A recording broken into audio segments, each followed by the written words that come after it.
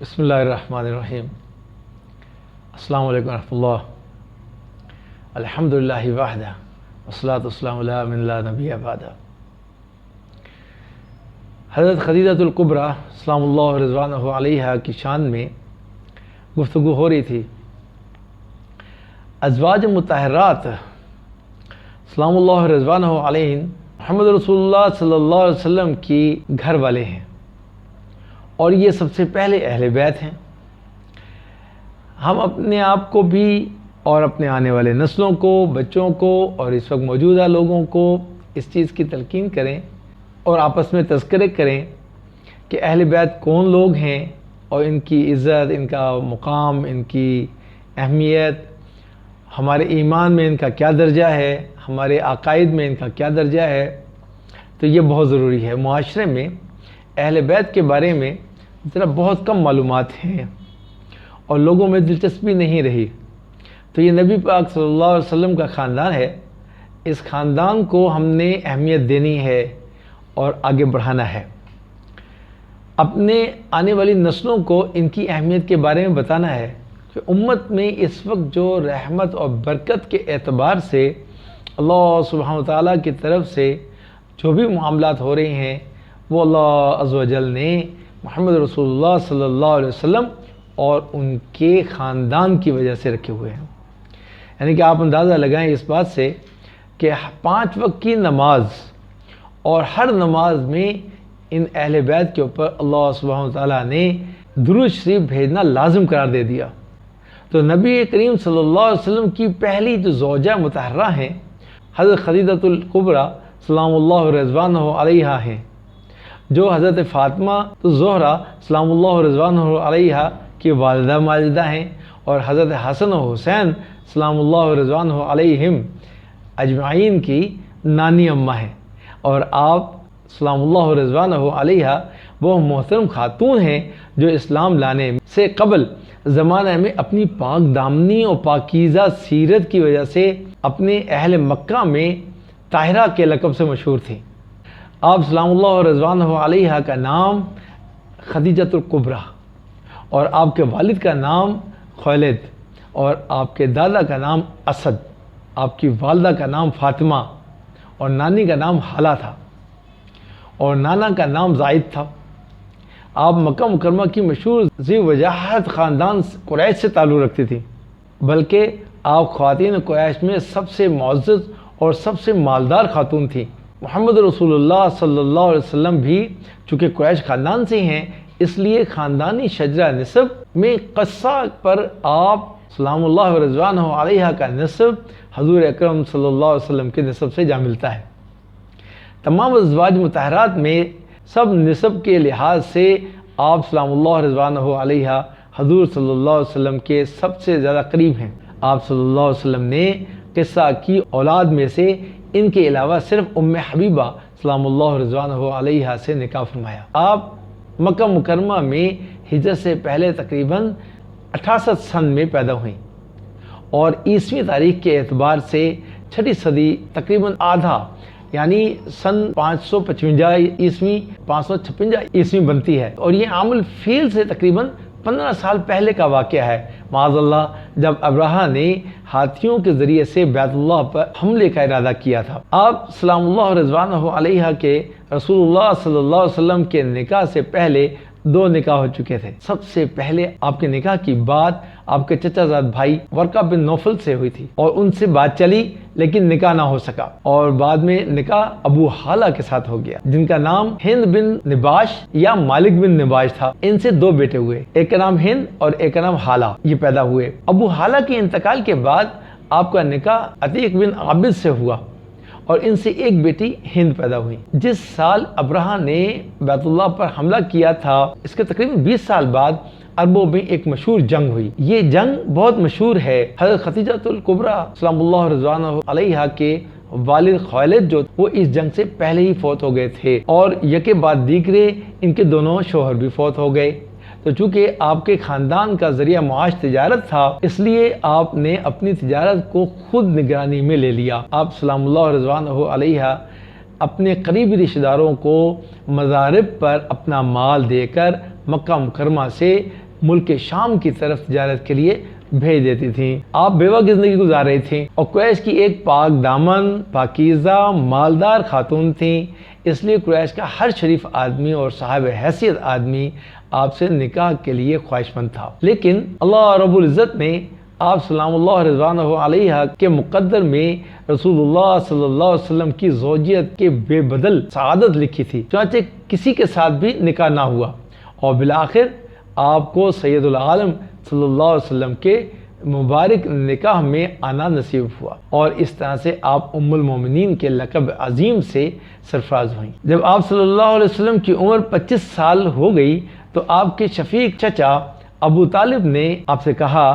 کہ معاشی طور پر آج کل ہمارے گھر کے حالات تنگی سے اور سختی سے گزر رہے ہیں، لہذا روزی کمانے کی ضرورت ہے، تو تم ایسے کرو کہ ان دنوں مکہ مکرمہ سے مختلف قافلے سامان تجارت لے کر ملک شام جانے لگے ہیں، تو جس طرح دوسرے لوگ حضرت خدیجہ بن خویلد کا مال تجارت ملک شام لے کر جا کر فروخت کرتے ہیں اور نفع کماتے ہیں، اسی طرح تم بھی جا کر ان سے بات کر لو، وہ تمہارے صادق اور امین اور اچھے اخلاق اور اچھے کردار کی وجہ سے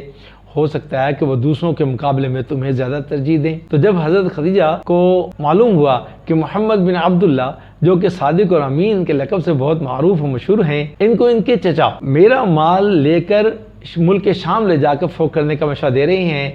اور آپ کو بھی اپنی تجارت کی سرگرمیوں کے لیے ایسے ہی قابل اعتماد آدمی کی ضرورت تھی،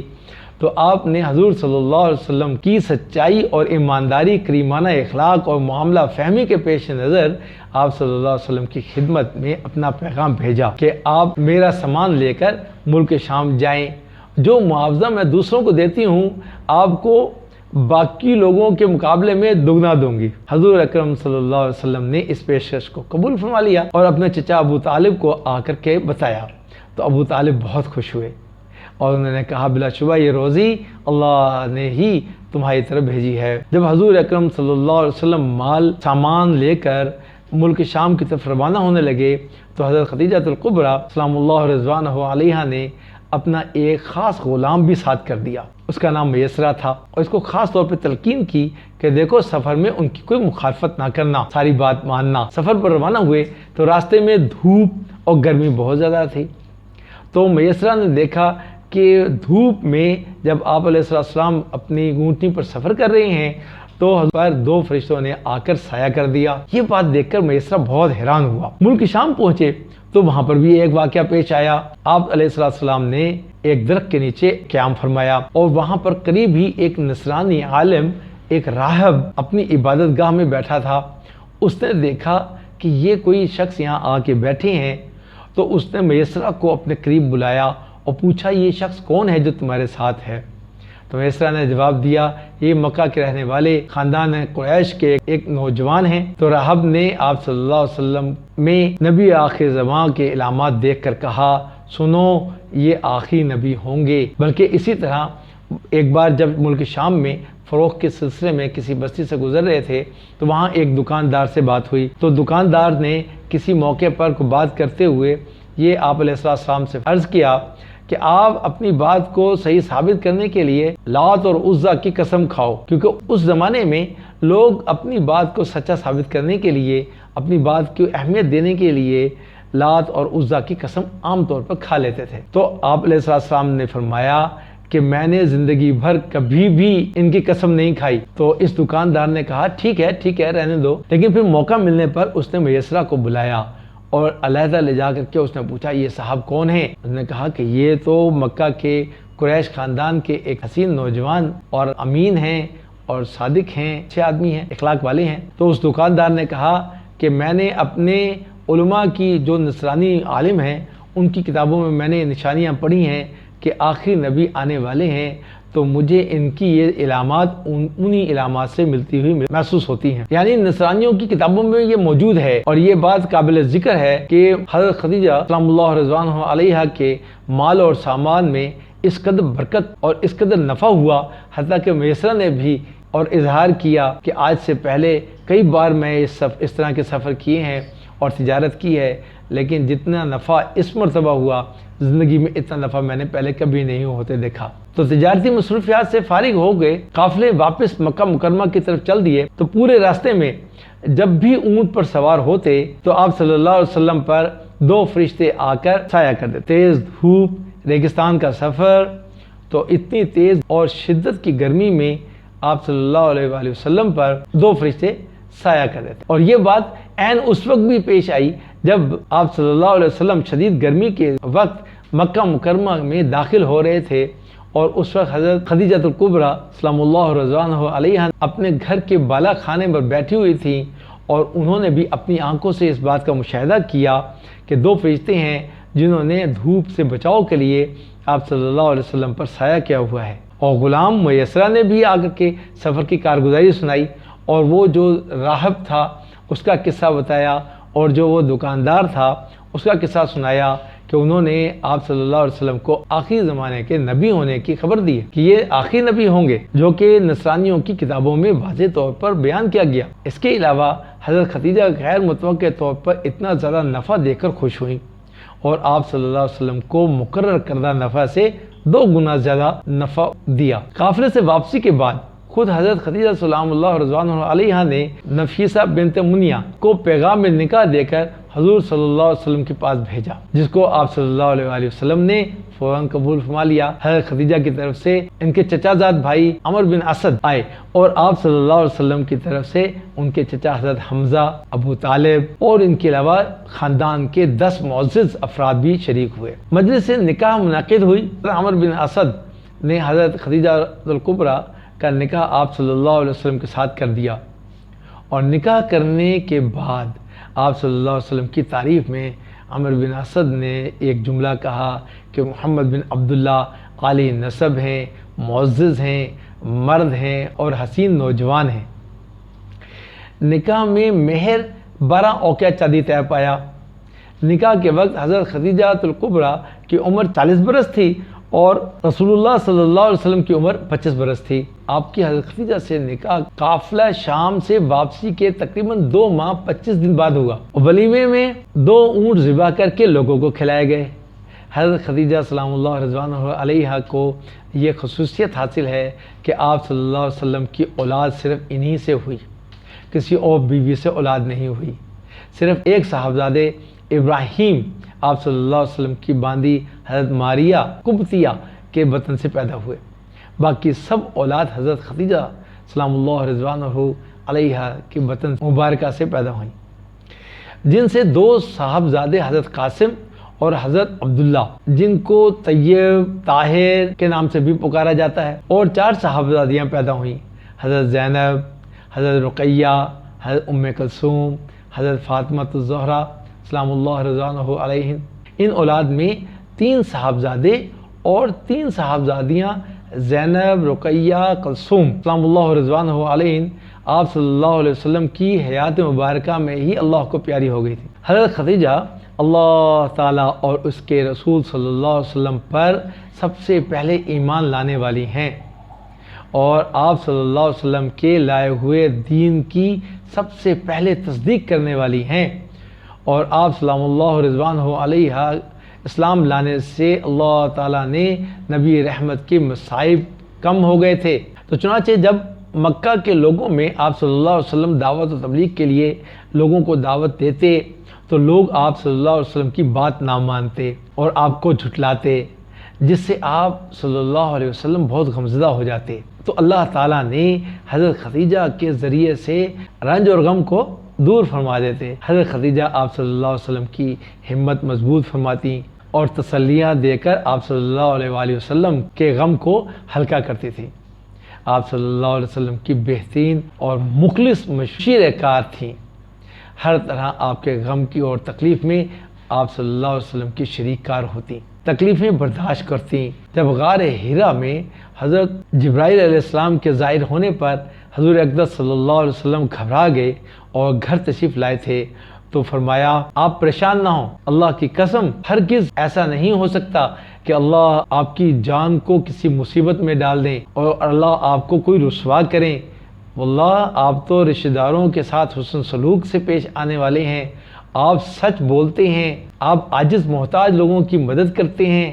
غریبوں کا خرچ برداشت کرتے ہیں، مہمان نوازی کرتے ہیں، حق والے مصیبت زدوں کے کام آتے ہیں، آپ کے ساتھ اللہ سبحانہ وتعالیٰ کبھی نقصان والا معاملہ نہیں کر سکتا۔ تو اس طرح سے آپ صلی اللہ علیہ وسلم کی حوصلہ افزائی کرتے تھے، تو گھر سے یہ مدد ملتی کہ تنہا ایک آدمی پورے معاشرہ سارا مخالف اور سخت مخالف، اور وہ دین کی تبلیغ کرے اور اس مخالفت میں وہ برداشت کرے۔ شیب ابی طالب میں ایک بہت بڑا عرصہ وہاں گزارا اور تکلیفیں برداشت کی۔ بہت کم لوگ تکلیفیں برداشت کرتے ہوئے اسلام قبول کرتے۔ تو شیب ابی طالب سے خلاصی پانے کے تھوڑی مدت بعد آپ صلی اللہ علیہ وسلم کے مددگار غم گسار چچا ابو طالب کا انتقال ہو گیا، جس سے کفار مکہ کو اور مزید کھل کر مخالفت کرنے کا موقع مل گیا اور آپ صلی اللہ علیہ وسلم کو تکلیفیں دینے کے درپے ہو گئے۔ ادھر ابو طالب کے چند روز بعد آپ صلی اللہ علیہ وسلم کی مدد اور غم خوار اہلیہ حضرت خدیجہ الکبریٰ سلام اللہ رضوانہ علیہا بھی انتقال فرما گئیں۔ آپ کی وفات ہجرت مدینہ سے 3 سال پہلے ہوئی، یعنی تقریباً 10 نبوی اور رمضان مبارک کا مہینہ مکہ مکرمہ میں ہوئی۔ یہ سال خاص طور پر آپ علیہ السلام کی زندگی میں بہت دکھ اور غم کا سال تھا۔ وصال کے وقت حضرت خدیجہ الکبریٰ سلام اللہ رضوانہ علیہا کی عمر تقریباً 65 سال تھی۔ حضور صلی اللہ علیہ وسلم کی صحبت میں آپ تقریباً 25 سال رہیں، 15 سال نبوت کے اعلان سے پہلے اور 10 سال نبوت کے اعلان کے بعد۔ جنت المولا میں قبر مبارک بنائی گئی۔ حضور صلی اللہ علیہ وسلم حضرت خدیجہ کا بہت زیادہ ذکر خیر فرماتے، چنانچہ ایک مرتبہ آپ صلی اللہ علیہ وسلم نے ان کے بارے میں فرمایا جس کا مفہوم ہے، وہ میرے اوپر اس وقت ایمان لائیں جب لوگوں نے میرا انکار کیا،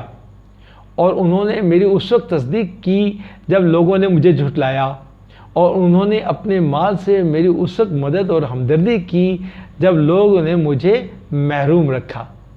اللہ تعالیٰ نے مجھے ان سے اولاد عطا فرمائی، جبکہ دوسری بیویوں سے میں اولاد سے محروم رہا۔ اسی طرح معلوم ہوتا ہے کہ حضور صلی اللہ علیہ وسلم کو حضرت خدیجہ الکبریٰ سلام اللہ رضوانہ علیہا سے کس قدر محبت تھی